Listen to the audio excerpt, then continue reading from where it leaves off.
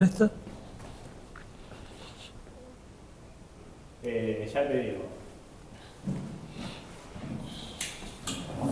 Después te lo mandamos y vos decís, mirá, esta parte acá que No me gustó. Che, bueno, decime vos, yo arranco. Arranco presentándome. Presentándote. Mirame a mí, no mires la cámara. Vos. Bueno, yo soy Carlos Dante Grassi y bueno, todo el mundo me conoce como Caco. ¿Cuántos años tenés, Caco? 7-4 cumplo ahora fin de año, 7-5.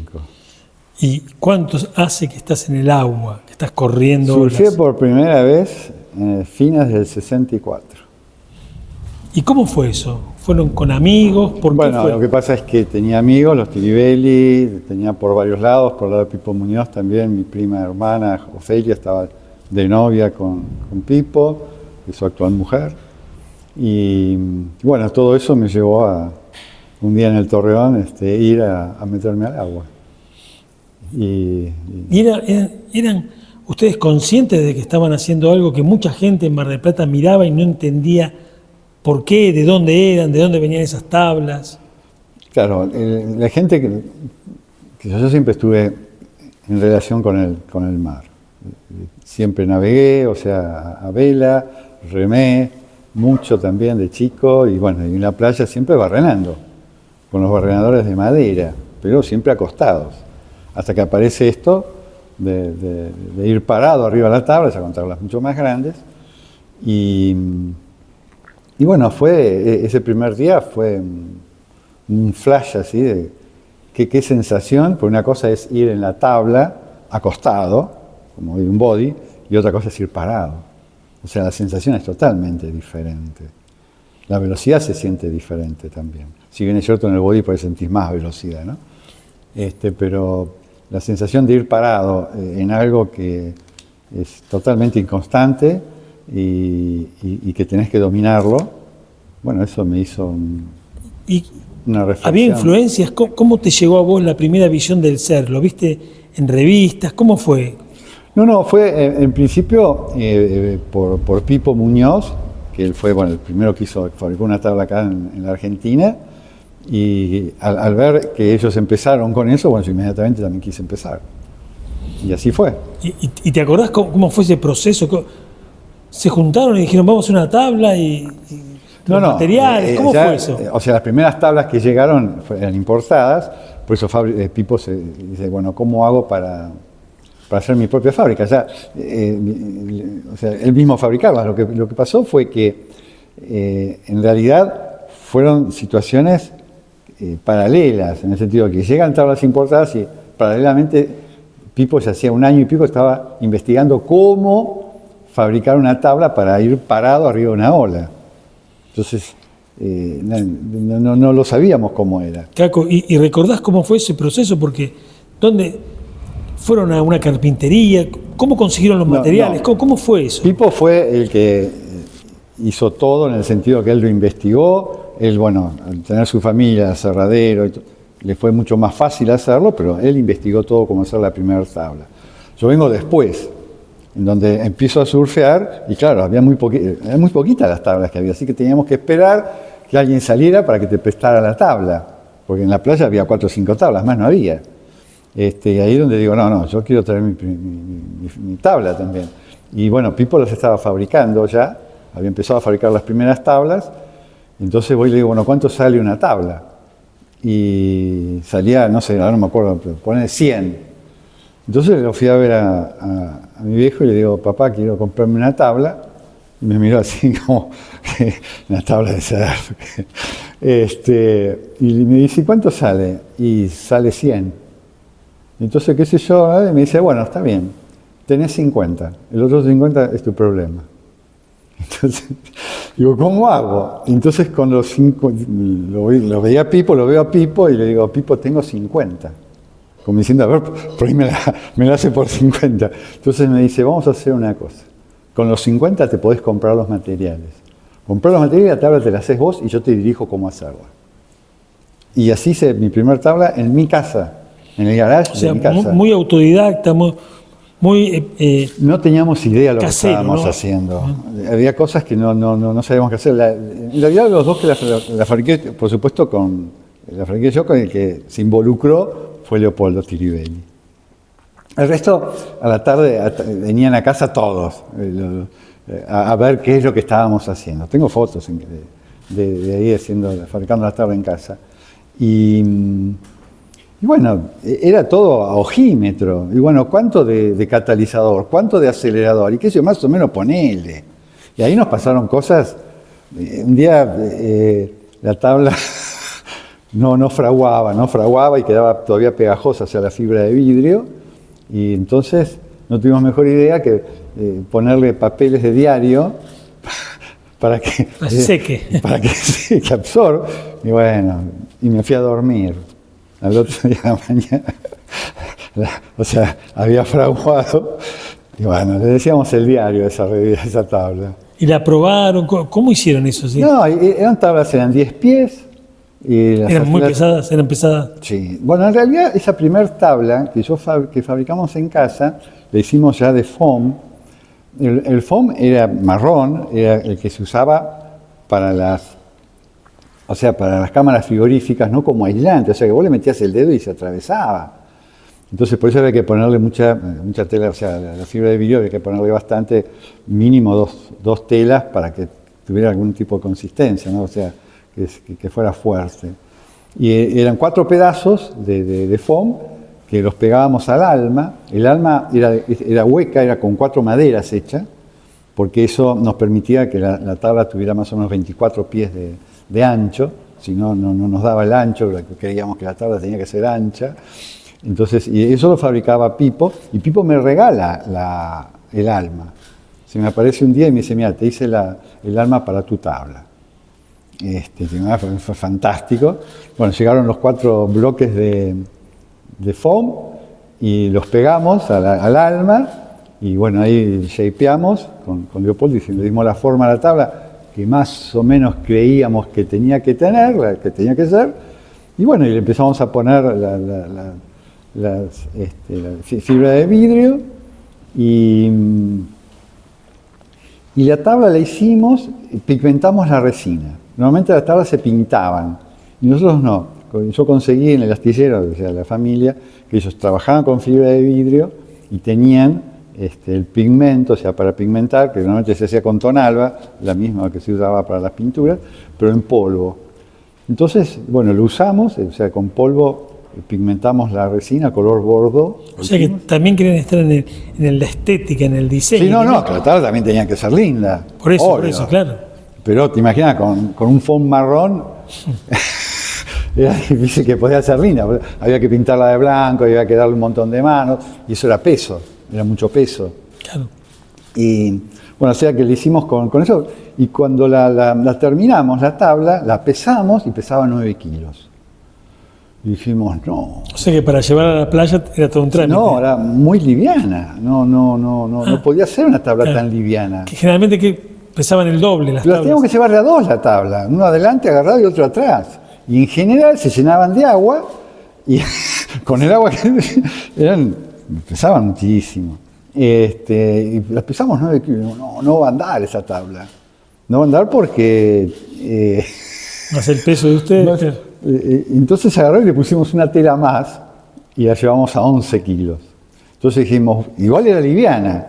Y bueno, y la llevamos a la playa. ¿Te acordás en qué playa fueron? Sí, en Quiquiguay. Llegamos a Quiquiguay. Punta Cantera. Sí, lo que hoy es Punta Cantera. El que hoy está el Quiquiguay Surf Club, también le cambiaron el nombre a Waikiki. Bueno. Nosotros le pusimos Quiquiguay, que fue el primer surf club, el primer surf, pero al revés de lo que es en Hawái, que es Waikiki, poner Quiquiguay. Bueno, para que no fuera igual, porque en Perú también ya estaba y era Waikiki. Y llegamos a la playa, me meto con la tabla, con una desesperación. La quilla la habíamos hecho nosotros, la habíamos hecho con los retazos de la tela, de fibra de vidrio, finita, no era muy gruesa.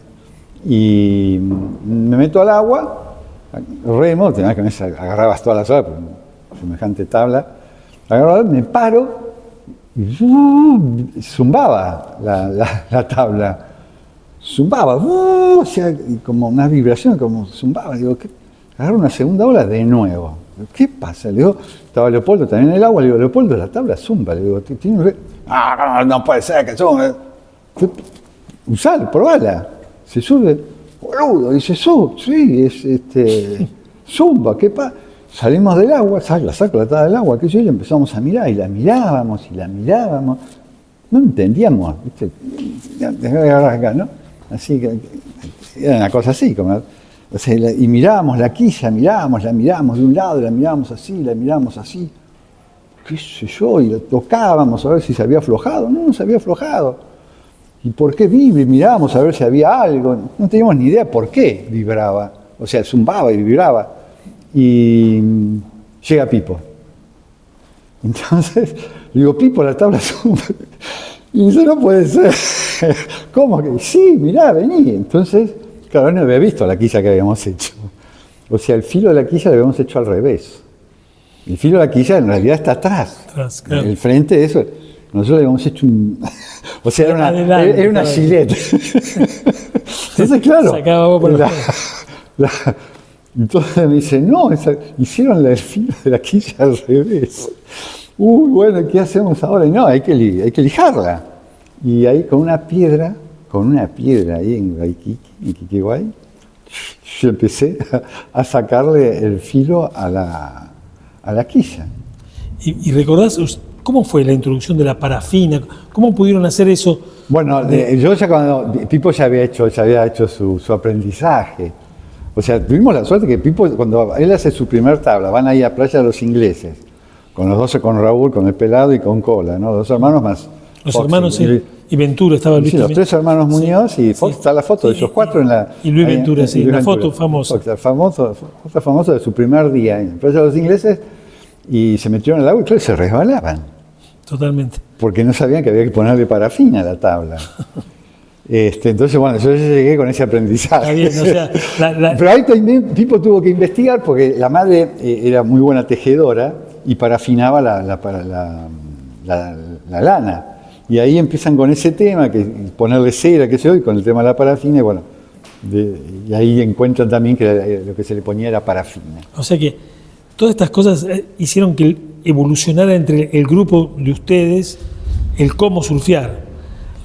¿Cómo eligen las playas? ¿Cómo empiezan No, las playas era, en principio empezamos a surfear acá en el Torreón, bueno, en Punta Cantera, lo que era, bueno, todavía no era Quiquiguay, pero por el tema de normalmente el viento y cómo estaba la ola, pero no pasábamos como lejos era el faro. Era el faro.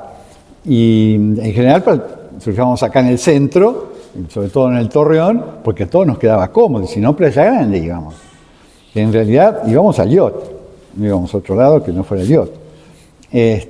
Lo que hoy es el yacht, ¿no? La escollera de biología no existía.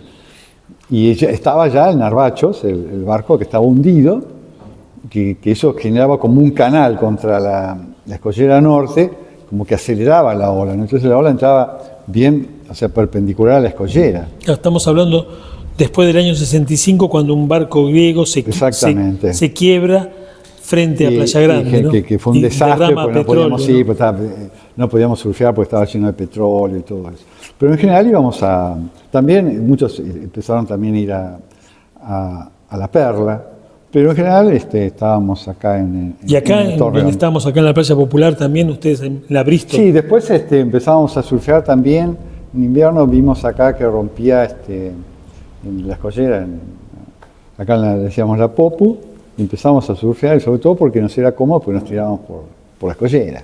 Sobre todo en invierno, porque los trajes de goma que teníamos eran lamentables, ¿no? Comparado con los trajes de goma de hoy. O sea, pesados, primero eran de buceo. Eran de buceo, casi todos eran Cresci, salvo algunos que venían de afuera, eran los Cresci tipo con chiripá, entraba agua por todos lados. Bueno, el tema es que el agua no se quedaba, ¿no? Se movía. Y bueno, pasábamos unos fríos terribles, entonces bueno, poder tirarte acá de la escollera. Y además acá en la escollera lo teníamos a Sandro. Sandro era un personaje que era un cafetero de la calle San Martín, y que un día se aparece y nos empieza a mirar, ¿no? Y entonces desde el agua le decimos, y nos dio, ¿te imaginas? Chocolate. Era un sueño estar surfeando. O sea, pero la primera vez, con la ola, subimos así, me acuerdo, y nos claro, dio, al lado del espión. y después te pagamos, y nos hacía señas como diciendo, y después le gritábamos, Sandro, desde el agua, Sandro, para que viniera a darnos chocolate, viste que tenía, normalmente sí, claro. tenía café chocolate, y si no, en esa época el café con gotitas, ¿no? De coñac. Claro, bien italiano eso. Bien italiano, sí. Y bueno, eso nos mantenía más o menos... ¿Y cómo empieza a crearse el club? O sea, ¿cómo ustedes...? Bueno, ahí teníamos una gran... O sea, los fines de semana venía mucha gente. Venían de Buenos Aires a surfear, ¿no? Sobre todo no tanto en invierno, pero sí en verano. Y bueno, y ahí estaba, había un adulto que surfeaba, que era Tito Tiribelli, el oso, y el padre de Leandro y de Leopoldo, y de Hilarita, porque Hilarita también surfeaba. Y bueno, él organiza el Kikiwai Surf Club, y fue el primer presidente del club, porque además él era el que sponsoreaba los campeonatos. O sea que porque él mismo está bien. Claro, él sponsoreaba a través de su empresa, de Tiribelli Hermanos, los premios eran Tiribelli Hermanos, él sponsoreaba todo, y además tenía un amigo que era Hasso Cher, que también había surfeado y tenía tabla. O sea, a fines de los 50, Hasso Cher trae su primer tabla, también un amante del mar, y él ya surfeó en esa época, en fines de los 50, principios de los 60. Es más, la tabla yo la vi, estaba en Marayuy la última vez que la vi, y él era el dueño de PepsiCo, de 7-Up. Okay, entonces también mandaba un camión con el audio, para poder poner audio, para que pudieran escuchar desde el agua, y venía un camión con 7-Up, ¿te imaginas? O sea, claro, tuvieron un sponsoreo de los propios cultores del surf, los propios que hacían surf. Después sí aparecieron otros sponsors, sí. Pero en principio fue Tiribelli Hermanos el primer sponsor, ¿no? Ok, o sea que también podemos vincular eso. Yo creo que el primer campeonato, el que gana Sandy en el 68, y que Pipo sale segundo, y Leandro gana en Junior y Leopoldo sale segundo, creo que fue la Copa Tiribelli Hermanos, si mal no recuerdo. Y ese fue en Playa Grande. El 69 también. ¿Cómo elegían la playa? No, era periodo de espera y donde hubiera olas. Okay. Entonces nos juntábamos a las 7 de la mañana, 7 y media, 8 de la mañana. Normalmente dependía si nos encontrábamos en el Torreón o en Playa Grande, y ahí recorríamos y decíamos, bueno, ¿dónde lo hacemos? O sea, el que tenía auto iba a buscar. Íbamos y recorríamos a ver dónde había olas, dónde estaba mejor. Y así recorríamos hasta... Yo recuerdo un campeonato que hicimos, que ganó Marcelo Ray, empezamos a recorrer con el negro Milerina, íbamos mirando olas para el sur, a ver dónde lo hacíamos, y llegamos a Miramar. O sea, y lo hicimos en Miramar. Era también aventura, más allá de un deporte. Sí, no importaba dónde era, el tema donde hubiera olas. Y llegamos y el mejor lugar era Miramar, y lo hicimos ahí en el Pomol. Qué bueno, o sea que fueron también... Que ahí teníamos problemas muchas veces, en algunos campeonatos tuvimos problemas porque lo hacíamos durante la semana. Y claro, no estaban los de Buenos Aires. Está bien. Entonces, todo un problema porque bueno, hicieron el campeonato y nosotros no estábamos, y bueno, por ahí se creaban algunos ahí chisporroteos. Pero o sea que surge el club de surfistas en Mar del Plata. El primer club de surfistas lo crean ustedes en Kikiwai, o sea, llaman Kikiwai a lo que hoy es Waikiki para ubicarnos en el espacio. ¿Y cómo era esa vida social? ¿Ustedes se encontraban en la playa? ¿Había un Sergio? ¿Había algún lugar? No había, o sea, nos encontrábamos en la playa y después en general íbamos a comer sándwich, ¿no? A la Princesa. En principio también... que estaba la señora, la dueña de la Princesa, sí, estamos en ahí en Bernardo de Digoya. Y también después eso fue muy posterior en Monarca, ¿no? Monarca Sándwich, otro. Sí. Pero en general nos encontrábamos ahí en la playa. O sea, era la vida social de encontrarse, de intercambiar en la ideas. playa, intercambiar, y estábamos ahí. Y después, bueno, siempre había alguna reunión, algún asado en la casa de alguno.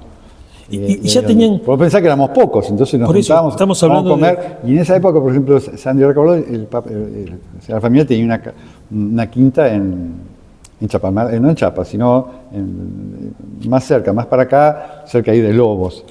Y entonces, claro, nos quedaba ahí, íbamos a comer, nos juntábamos ahí. Y otra cosa que que me parece interesante.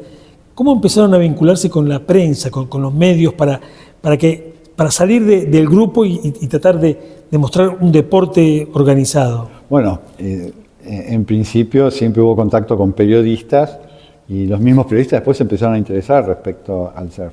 Sí, los campeonatos, tanto del 68, el 69, todos salieron en el diario.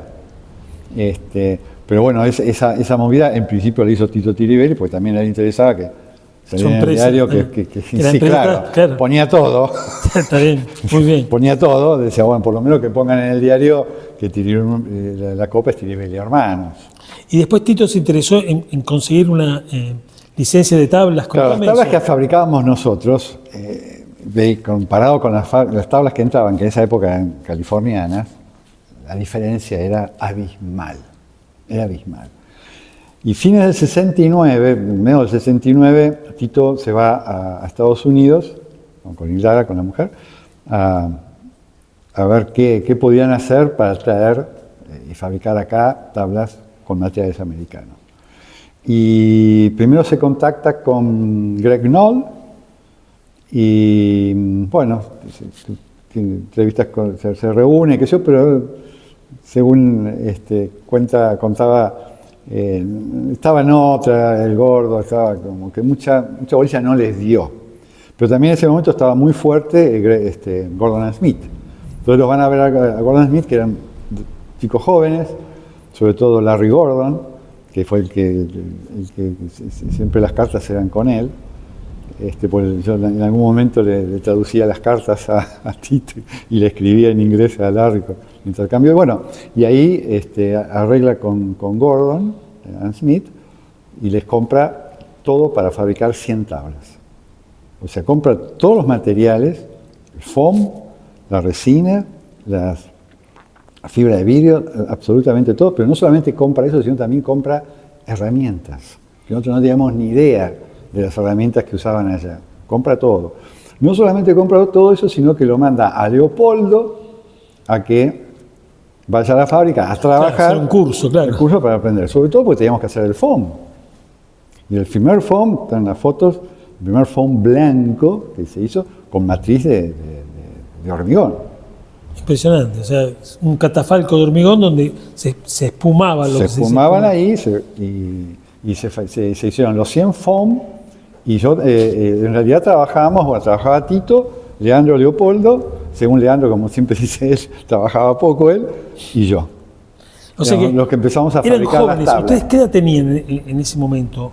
Bueno, 20, 22 años, claro, más o menos. No, más chicos, porque yo tuve que dejar de trabajar en la fábrica porque tuve que ir a hacer el servicio militar. Ok, o sea, estaban 19 años. En el 70 fue eso. Febrero del 70. O sea que en Argentina en el 70 se empezaron a fabricar las tablas, claro, igual que California. Eso fue Disneylandia. Porque de golpe, foam blanco, duro, la tela, nosotros para embeber la tela tenías que pasar y pasar. Ponías la tela, tirabas la resina y se embebía, pero era una cosa de verdad. Además usábamos 3 resinas. O sea, una resina bastante líquida que era para embeber, para poner la tela de vidrio, de fibra de vidrio. Después había una resina que era para engrose, darle cuerpo, y la última que era para el finish. Era una resina muy densa, que le dabas apenas una mano así y la dejabas, así con pincel bien grueso, y lo único que había que hacer después era pulirla. Entonces, claro, fue de golpe tener esos materiales, esas cosas. Y esas no solamente tablas, no solamente eso, sino las quillas con cajón y las quillas desmontables. Ok, o sea, una quilla que la podías correr de lugar. Sí, entraba, o sea, presión así y se corría para atrás. Y tenía distintas posiciones. Perfecto. O sea que estaba a nivel de materiales y equipamiento igual que los americanos. Igual que Gordon Smith en California. Y se fabricaban 3 modelos. La Magic Rider, que en ese momento era la estrella, que era la más grande de todas, la Gypsy Rider y la Easy Rider, que era la más chiquita de todas, de las 3 tablas. Cada una con su forma y hacíamos siempre igual. Y fíjate lo adelantado, que Tito fabrica un pantógrafo. El pantógrafo es un copiador, ¿no? Entonces poníamos la tabla, que en realidad gastó muchísimo dinero ese pantógrafo, muchísimo dinero, y no funcionó. Porque no es como las copiadoras de hoy, ¿no? O sea, está robotizada Claro, el seteo de hoy la tabla. se aprieta un botón. En ese momento se ponía la tabla de un lado y del otro y ibas copiando, ¿no? con una máquina vertical, con una mecha. Te imaginas que ibas... Claro, copiaba el shape de la... Sí, pero después el polvo del foam se metía en las guías y se trababan. Hicimos una... Un día me acuerdo, fuimos a decirle a Tito, con Leopoldo, Tito, que esto es una porquería, no sirve para nada, y dejamos de hacer las tablas con el pantógrafo. ¿Se vendieron todas? Contame cómo fue. Todas. ¿Se vendieron en Mar del Plata? Todas. ¿O en Buenos Se Aires? vendieron en ¿Cómo todos fue? lados. Pero las ventas en general fueron de acá en Mar del Plata, algunos se llevaban para Buenos Aires, sí. No había Ser Shop todavía en esa época. Sí, ya había Ser Shop. ¿Ya estaba el Ser Shop? Sí. Perfecto. El primero que puso Marcelo Alfonso con el oso García Casabal. En la Galería Eves. La Galería Eves, y al poquito tiempo pusimos, bueno, que estábamos Sandy, Juancho y yo, y después yo me abrí, puse a Estabas hacer otras estudiando, cosas. ya sé. Sí, y que ese fue el Eso segundo, Ser Shop. perdón, Caco, eso lo hacías paralelamente. Sí, todos estudiábamos. ¿Estudiaban o trabajaban? Juancho estudiaba Ciencias Económicas, Juancho ya prácticamente se había recibido, Sandy también, ya de abogado, yo estudiaba Administración de Empresas, éramos estudiantes, o sea que tampoco podíamos Claro, dedicarse. Sí. dedicarnos, ¿cuántas veces? Por ahí de una semana sin meternos al agua, más, porque estábamos estudiando. Y bueno, ya no, en el sentido de que solamente ya no fabricábamos tablas, o sea, yo fabriqué 3 tablas en mi casa, nada más. Okay, o sea, Siempre para mí, claro. nunca para vender. Está bien. Siempre las hice para mí. Por eso, Hice la primer mini, porque cuando estábamos haciendo... cuando hablas de mini, ¿cuántos? Sí, para. Una mini en 7.6, 7.7, una cosa así. Más o menos 2 metros, 2 metros Sí, 10. sí, más o menos. Que fue, había llegado una revista, una Surfer, y habíamos visto que estaban corriendo con tablas más cortas. Y que Nat Young había ganado en Macaja. Entonces, están corriendo con tablas más cortas. Y justo estábamos en casa haciendo una tabla nueva. Siempre con Leopoldo. Y empezamos a mirarla, y qué sé yo, y dijimos, no, vamos a cortar. Y agarramos un serrucho, como si fuera esta tabla, y por acá la cortamos. Directamente la cortamos y la shapeamos toda la Claro, parte. Sí, agarramos con la serruchamos, le sacamos. ¿Y funcionó? ¿Funcionó? Sí, porque fue la primera mini que apareció en la fábrica, en la playa de Chacán, Mar del Plata. Y acá en Mar del Plata también surgieron otros fabricantes. Sí, no, paralelamente ya estaba Carlos Allende, bueno, Tano Antífora también, ya había empezado a fabricar hace rato, que estaba fabricando tablas. Pero ellos como fabricaban y vendían, yo te estoy contando, yo me fabriqué mis tablas. Para vos mismo. No para vender. Ok. Sí, cuando fui a trabajar con Gordon, pero ahí, bueno, estaba yo como me pagaban por el trabajo. ¿Y los americanos vinieron a Mar del Plata a ver el desarrollo que habían hecho? No, Gordon Smith, ninguno de los dos. No vino. No. Pero sí. Quedó la leyenda eso, como muchos dijeron, vinieron acá. No. Fue leyenda. Fue leyenda, no vinieron. No. Sí, muchas cartas que me acuerdo que estábamos trabajando y vi un empleado de Trivelli Hermanos y dice, Caco, sí, ¿quién es Caco? Yo, dice, Tito, dice, el señor Trivelli te quiere ver. Y dije, ¿qué habré hecho? Me raja. Entonces, entro a la oficina que tenía el jefe del negocio. Perdóname, eso era en Brony Independencia. Brony Independencia. Eso tenía la parte del aserradero en Alvarado, pero la casa central estaba en Independencia y Brown. Y entro a la oficina, todo así. Conocía toda la vida porque era íntimo amigo de mi viejo, ¿no? Pero igual, uno adentro como diciendo, ¿qué habré hecho? ¿Qué sé yo? Te necesito. Y me dice, léeme esta carta. le había llegado una carta en inglés. Y bueno, de ahí le leí la carta, lo que decía la carta en inglés, entonces me quedé ahí y le escribí, me dice, bueno, pues escribíle esto, estaba, y me acuerdo, Contestaste eso. en la máquina de escribir, me acuerdo el día, Dear Larry, qué sé yo, poniéndole... Lo loco es que ustedes estaban prácticamente abriendo un mundo nuevo en base a lo que California era lo último, o sea, el gran fabricante de tablas, Gordon Sí, Smith. para nosotros el gran fabricante de tablas era California. Era California, Y sin duda. contame ahora, el club evolucionó y los campeonatos Sí, lo que pasó fue, el club se terminó, fue muy lamentable, ¿no? Bueno, también Tito dejó de surfear. Es más, te cuento, toda la papelería del Quiquiguay Surf Club, un día Hilario Trivelli me lo da. Me dice, quédate esto vos, porque vos sé que lo vas a guardar y esto va a ser parte de la historia del surf. Y me dio todos los libros de acta, el estatuto, todo.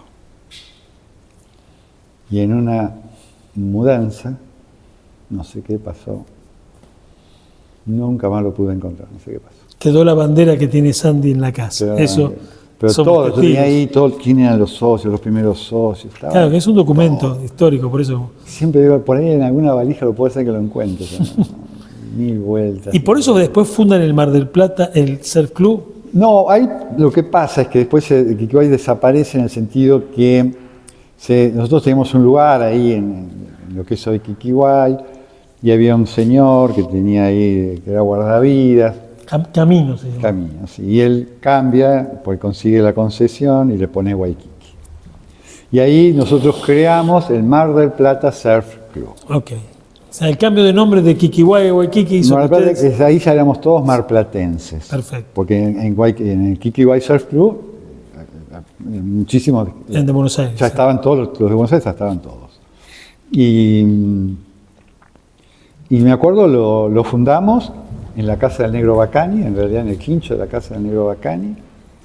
Y bueno, de ahí nos repartimos los cargos, Juancho presidente, Sandy vice, creo, yo de tesorero. Y bueno, y ahí arrancamos con Cola Muñoz y se empezaron a hacer los primeros campeonatos a través del Mar del Plata Surf Club. O sea, los campeonatos argentinos son a través del Mar del Plata Surf Club. Sí. O sea, a partir de los años de finales de los 60. De 60. Y después, como todo, el club Sí, sí. se empezó a hacer para la personalidad jurídica. Sí, sí, sobre para porque realmente ya legalizar todo. Cola Muñoz y Sandy tenían el estudio, compartían el estudio, los dos ya eran abogados. Claro, ok. Y empezamos a hacer el tema de la personalidad jurídica. Y entonces, no me acuerdo en qué terminó eso, si lo logramos o no, realmente, ahora no me acuerdo. Pero bueno, como todo el club se Sí, tiene sus dejó, vaivenes. como todo, siempre tiene que haber gente que lo siga. que lo empuje, y cada uno de nosotros tenía también sus actividades, y hasta ahí llegó el Mar del Plata Surf Club. Y contame, el campeonato del centenario, ¿recordás cómo fue eso de poder colocar al surf dentro de las actividades del festejo del centenario de Bueno, la ciudad? eso vino porque el surf, bueno, hoy Mar del Plata es la capital nacional del surf, ¿no? Entonces, en esa época ni hablar de eso. Pero el surf estaba, se veía y todo el mundo le llamaba la atención. Vos salías del agua y la gente te rodeaba para mirarte. Las cosas que nos han dicho. Un día me preguntaron si la tabla era de mármol. Claro, Tal cual. Sí, los turistas no y entendían. la gente te ni- miraba. Yo me acuerdo, antes del centenario, en el 71, no, en el 76, que hicimos el internacional, que vinieron los peruanos, los hermanos Barrera, estaba el californiano, estaban dos peruanos, estaba también Axel Hanke, y la gente paraba a ver qué era. ¿Qué Claro, era? o sea, sí. Y yo te voy a decir, era muchísima gente que paraba a ver de qué se trata, qué cosa rara es esta del surf. Y Además, bueno, perdón, ustedes estaban acá en la Bristol, en un lugar de... no, esto te digo, se hizo en Lobos. Lobos hoy como playa no existe, pues el mar se llevó todo. Se llevó todo, sí. Pero si vos te das cuenta, por ejemplo, vas hoy a La Paloma y arriba que quedó la entrada de la bajada, vos te das cuenta de lo ancha que era la escalera. Claro, había una escalera que se vino abajo y Tengo había mucha fotos playa. jugando al fútbol, Ok. abajo en La Paloma. Estamos jugando al fútbol. O sea que la Estamos arena- haciendo un picadito después de surfear ahí en la arena. Qué loco, ¿no? Y hoy el agua... El mar se contra- llevó todo. Y lobos, que podés, yo he ido remando, lo único que quedó la última vez que fuimos con Sandy, un día que estaba en La Paloma y nos fuimos remando hasta Lobos, lo único que vimos fue un pedazo de la escalera en el acantilado, que hoy ya no debe estar. Eso habla bien del cambio climático, ¿no? Sí. Cómo el mar se fue comiendo Sí, todo sí, el y la acantilado. protección de la costa, eso no quedó nada, no quedó nada. Y ese es el campeonato que es el campeonato del centenario, lo hacen ahí en No, Lobos. el centenario, sí, pero el centenario ya es posterior, es al otro 74 año. es, 74 es. Contame algo de ese campeonato. Bueno, ese fue un campeonato que entramos dentro de de Los las festejos. actividades, los festejos de los 100 años de Mar del Plata. O sea, un orgullo. Un orgullo, era así. Además, yo me sentía muy involucrado en el tema, sobre todo porque mi abuela materna, Damiana Larrínaga, era la marplatense más antigua en ese momento. Y que, bueno, los festejos de Mar del Plata, por supuesto, estuvo en los festejos, y le regalaron toda una copa, así grande, de vidrio, con un lacrado, como un recuerdo, ¿no?, de los 100 años de Mar del Plata. Y bueno, ese campeonato se hizo, pero se hizo fuera de los festejos porque no hubo olas. Claro, claro. Que ustedes, No hubo ustedes olas. era un periodo de espera. Sí, siempre, ustedes todos sabemos que en el verano, en febrero, que eso no son meses de buenas olas, ¿no? Se lo terminaron Entonces en marzo. dijimos, como nosotros ya veníamos con el tema de que el campeonato se hace el día que hay olas, pues nosotros lo definíamos un día. En un día se hacía todo el campeonato. Necesitaba 2 o 3 días para hacer el campeonato. Un día se hacía todo. ¿Y cuántos éramos? Éramos poquitos. Y bueno, y entonces lo postergamos, y bueno, cuando se hizo, me dijo, no, pues eso ya es un campeonato que hicieron fuera de los festejos y qué sé yo. Y contame cómo fue, quiénes fueron los principales en ese momento, quién ganó. ¿Quién ganó? Ganó José Zurga, vaya, ¿no?, que era de Miramar, es de Miramar, y segundo salió Sandy. Bueno, y los jueces éramos el Negro Milerina, Aníbal Márquez y yo.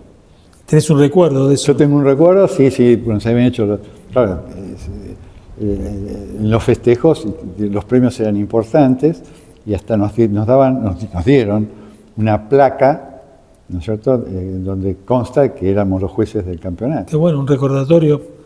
Y Sí. paradójicamente ustedes ahora, yo fui presente, se reencontraron en los festejos de los 150 años. Y fue en los festejos, cuando nos reunimos las familias fundadoras de la ciudad, bueno, como todo, armamos una mesa, porque llegamos ahí, bueno, Acá en el Hotel en Provincial. el Hotel Provincial nos juntamos y bueno, en la mesa estábamos, o sea, Pipo Muñoz, Sandy Recaborde, Leandro Tiribel y bueno, estaba también Joaquín Oteiza y yo. O sea que de repente fue una mesa surfera. Totalmente surfera de los 50 años pioneros, después del centenario, 50 ¿no? años después del centenario, ¿no? Bueno, está muy Sí, bueno fue porque podemos documentarlo. Sí, En fue esta charla podemos poner las fue fotos de eso.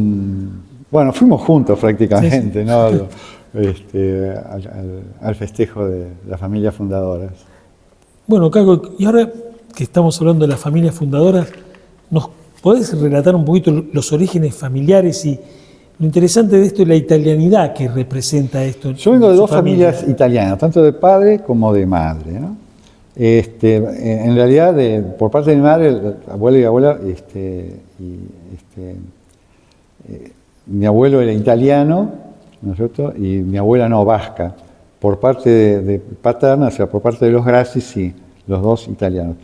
Mi abuelo materno, José Lacava, en realidad quien llega acá es mi bisabuelo, pescadores, de la isla de Lipari. Ellos vienen de Italia, de la isla de Lipari, junto con el negro pescador. Que es uno de los primeros guardavidas y primeros, dueños de bañarios aquí. Exactamente, que eran cuñados. O sea, mi bisabuelo era O sea, está íntimamente Peluso. ligado al En la mar. historia figura como Peluso, pero en realidad es Piluso, porque cuando pedimos los papeles para hacer las ciudadanías italianas, cuando llegan los papeles de Italia era Piluso. Se ve que Perdón. cuando llegó a la Argentina le cambiaron la icona. Contanos un poco, porque el negro pescador es como un símbolo de los guardavidas y de los bañarios Sí, de esta zona. y en realidad el negro pescador, porque fue el primer pescador, fue el primer pescador por el cual hace que mi abuelo venga, mi bisabuelo llega aquí y mi abuelo ya había nacido en Italia. Llega mi abuelo, después llega mi abuela. Viajaron con meses de diferencia, ¿no? Una cosa así fue. Y mi bisabuelo tuvo 11 hijos. Mi abuelo, el único italiano. De 6 meses llegó acá. Y él decía que él era argentino porque... Ah, y ese es por parte materna. Y por parte paterna, Graci, mi abuelo era ingeniero, y viene a poner a Mar del Plata los primeros motores a las lanchas de pesca, que eran a vela. o sea que está íntimamente ligado al mar tu familia. Todas, por todos lados, porque era ingeniero naval. Entonces él ya tenía astillero en Buenos Aires, tenía venta de autos, también de motores. Él era representante de los motores Garner, ingleses, de los camiones Leyland, los autos Austin. Bueno, y cuando viene a Mar del Plata se enamora de Mar del Plata. Y viene a poner los primeros motores, vaya, a los Lacaba. Sinagra, bueno, todos los que estaban en esa época, ¿no? Que tenían lanchas de pesca. Y se enamora de la ciudad y vende todo lo que tenía en Buenos Aires y está en Mar del Plata. Y está el astillero en el puerto y pone la concesionaria de autos en lo que hoy es Rioja y San Martín. Está la plaza. Al lado de la municipalidad, para ubicarnos. El terreno que es la plaza, ahí estaba instalado. Que eso nos lo expropiaron. Bueno, hace mucho O sea que tiempo. vos viviste el mar desde chiquito, Toda la vida. ligado al mar desde chiquito. Desde chiquito. Y seguís ligado al mar, contanos porque... Sigo al mar porque me sigo metiendo al agua. ¿Con qué tablas? Todos los días, no, bueno, ya como todo, uno hace una evolución. Arranqué con una tabla enorme, con un 10 pies, y ahora volví al 10 pies. Está bien. Y sí, ya no tenemos la misma velocidad, la cabeza va a una velocidad, el cuerpo va a otra. Pero seguís estando en el mar. Pero sigo presente. metiéndome, sigo surfeando, con lo que puedo, pero sigo. Y también- todos los días que puedo me meto. También una etapa de tu vida dedicada al mar, que te involucraste como dirigente deportivo. Sí. Si nos podés contar. 2009, 2008, 2009, viajo a Costa Rica y estaba justo el Campeonato Mundial de Surf en Costa Rica, que organizaba la ISA. Y bueno, ahí me involucro con él. Obvio, voy a verlos, voy al equipo, estaba ahí en Playa Hermosa, cerquita de Jacó. Y bueno, ahí con ellos, con el equipo, todo el día, permanente con ellos, y me empiezo a involucrar con ellos. Y bueno, todo el campeonato claro. con ellos. Y después de eso surgen los Panamericanos ese mismo año, creo que era para noviembre o octubre, que se hacían en Ilhéus. En Brasil. En Brasil, los Panamericanos. Y así charlando con la gente que no tenían jefe de equipo. Me hacen el comentario. Yo digo, yo voy. De jefe de equipo. Me dice, primero que te tenés que pagar todo. No importa, yo voy y hago de jefe de equipo. Bueno, así que me fui con... en realidad tuve que hacer las cosas muy rápido porque el equipo yo llegué un día después que ellos. O sea, mientras contraté, saqué el pasaje, todo, bueno, llegué, no pude sacar los pasajes con ellos, yo ya tenía, bueno, llegué un día después, y ahí arranco ya como jefe del equipo argentino en los Panamericanos de Ilhéus, y ahí ya me incorporo a la comisión directiva de la Asociación de Surf Argentina, y ahí ya empiezo a participar en los campeonatos como jefe del equipo. En la vida institucional y claro, sí, la empieza a evolucionar en busca de un campeón mundial. Sí, de un campeón mundial y bueno, lo logramos en Panamá, en Playa Venao, con Santiago Muñiz. O sea, formaste parte de la dirigencia que... Sí, ahí estábamos, de dirigentes estaba Paco García Revine, que era el presidente de la ASA, estaba yo como jefe del equipo, y Manuel Santamaría, que era el coach. Y después el equipo. Bueno, o sea, por una cosa u otra estás en la historia del sí, está la foto ahí. Ya de pioneros llegaron a conseguir... Surfista que lo sacamos en andas del agua a Santiago. A Santiago, o sea, como empezás a contar de ser un autodidacta en hacer tablas, consiguieron un campeón mundial, el primer campeón mundial. Y traernos una medalla. Aunque fuera la de cobre, pero bueno, nos trajimos una medalla. Por eso quedamos cuartos en el puntaje de en equipo. el puntaje que recibís una medalla, ¿no? Bueno, entonces, Que está y lo sacamos a Perú. Los peruanos no lo podían creer que hubiéramos quedado nosotros cuartos y no ellos. no, muy interesante, ¿no? Aparte, Porque además en los campeonatos nosotros no existíamos. es verdad. Porque en los campeonatos iban algunos CT, ¿viste? Que estaban Sí. en el circuito de profesionales, algunos iban. Y claro, nosotros rascando siempre ahí a algún puesto, siempre quedamos en el top 10, estábamos, Sí. ¿no? Pero nunca pretender una... No, por ahí el trabajo colectivo fue más interesante. Sí, en ese fue momento. un campeonato con mucha disciplina. Teníamos un hotel chiquito y todo para nosotros, no había gente de afuera. Comíamos una gente que nos hacía la comida especial para nosotros, además nos preguntaban. Estábamos muy cómodos con 2 móviles. Y se hizo un muy buen grupo, un equipo realmente se hizo muy compacto ese equipo. Y yo recuerdo lo de Santiago, Santi, que un día, faltando 2 días para el campeonato, como yo llevaba todas las Estadística, todo. todos los hits como eran, y que yo vi y me dijo, me acuerdo la pregunta, me dice, tengo que hacer una pregunta así, ¿cuántos hits me faltan para llegar a ser campeón?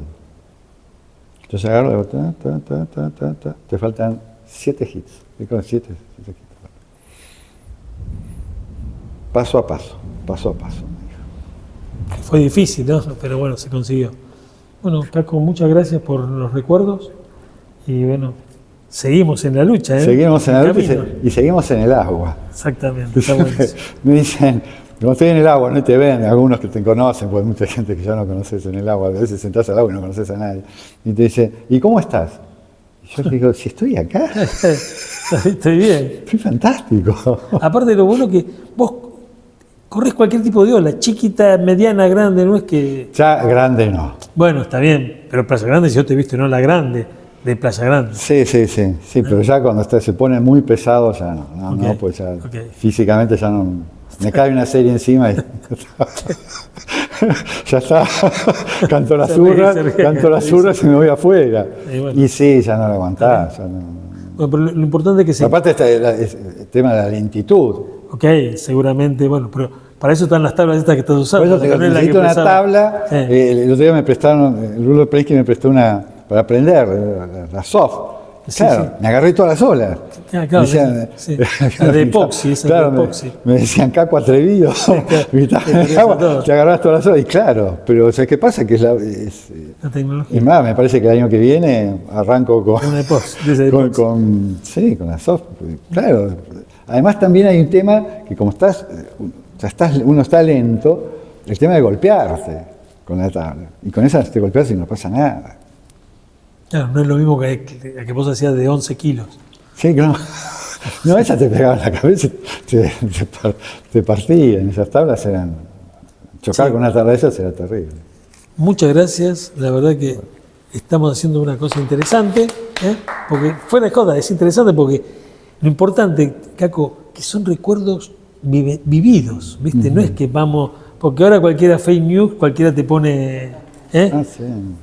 Y historia de documento, porque esto va a quedar registrado acá. Muchas gracias, señor, que me está haciendo el aguante. Gracias. Sí, ¿qué Todo te esto, parece? ¿eh?